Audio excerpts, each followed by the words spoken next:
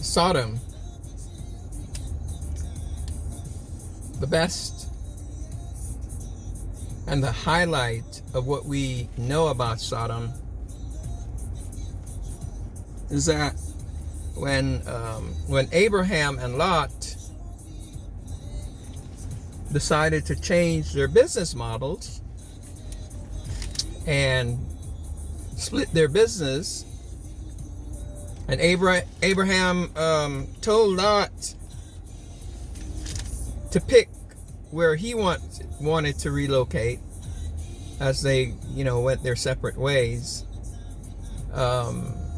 Lot looked at Sodom and he saw how lush and green and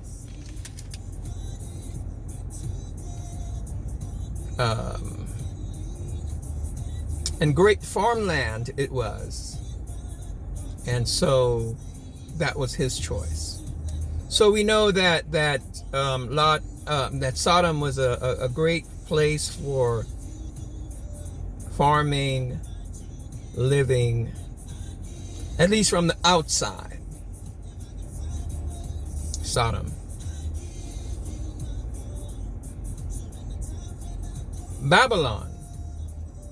We know that in its heyday, Babylon was the superpower of its day.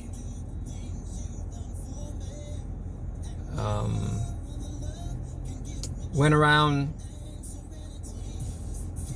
conquering other nation,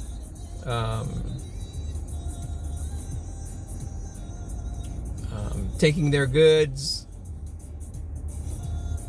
Their people lived high off the hog. Babylon.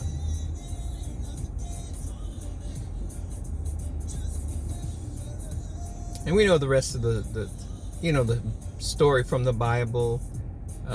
Nebuchadnezzar, their leader and president, his writing on the wall and all that stuff. We know about Daniel and the Hebrew boys and all that stuff. But Babylon, superpower, world superpower, went around conquering other nations, taking their resources to feed the Babylonian people. Rome, another superpower in its day, did the same thing, went around conquering, taking the resources of other people to feed the Romans, to feed themselves. And then here in 2020, we have the United States go around conquering other people, taking their resources to feed their people living high off the hog. All these nations, and they're all superpower except for maybe Sodom. They all went around conquering other people, taking other people's possessions and stuff, natural resources especially, to feed their own people, except Sodom, from what we know about the Bible history and other historical records. They all have in common that from the outside, they look good. When you read some of the detailed history of, well, we know that, a bit about Sodom's dirty laundries, their gross homosexuality, and for that they were destroyed completely. But the three superpowers, you have to dig a little deeper to find their dirty laundry. But when you don't have to really dig that deep. They had the same thing in common: gross immorality. They were pagan nations. Yes, pagan nations.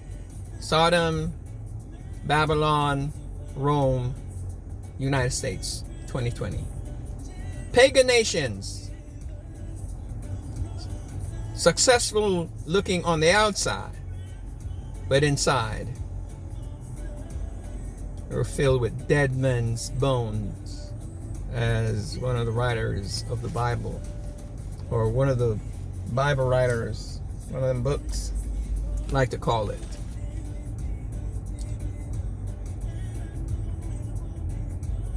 Sodom, Babylon, Rome, United States, 2020. Notorious for looking good on the inside, but inside filled with darkness. You see, the world and people tend to equate gain with godliness. So on the outside, because they were successful in their days, it would seem like, as it says on the United States money, in God we trust. What a falsehood and what a lie. In God we trust. It would seem, when you look on the outside and you look at, the United States in particular, churches galore, preachers, choirs, Bible bookstore, Bibles, all the trappings of holiness and righteousness. Babylon had their pagan religion. Rome had their pagan religion. From the outside, they all look like the decent folks. But I agree with the Bible writer. He said, having a form of godliness, but denying the power thereof. Just like many people today, pack the houses of worship, all kind of religions. They have the form of godliness. They look the part, dress the part, speak the right words. Jesus said, why call me Lord, Lord? Or these people honor me with their lips, but their hearts are far from me. Sodom, Babylon, Rome, USA, 2020. Having a form of godliness, but denying the power thereof.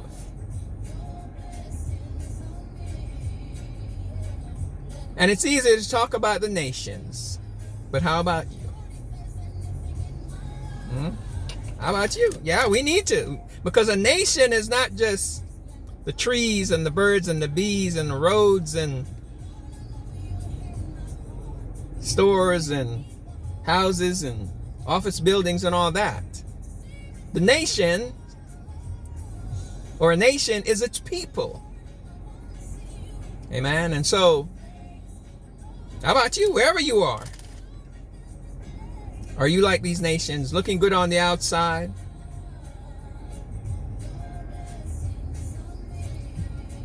but deep, but dark and ugly on the inside? Are you honoring God with your lips, but where is your heart?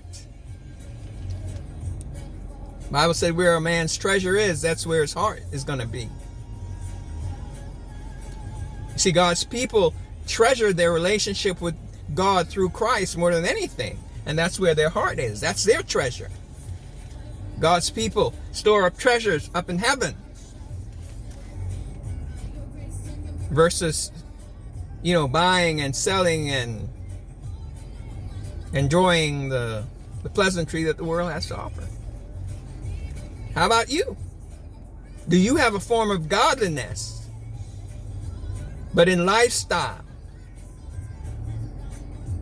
in behavior, when it comes to crunch time, Does your behavior, your lifestyle deny the power of God through Christ? It's a question, valid question, especially in these times when the whole world is in an uproar. Societies and nations are turning upside down. Do you have a form of godliness? But when you're weighed in the balance, your behavior, your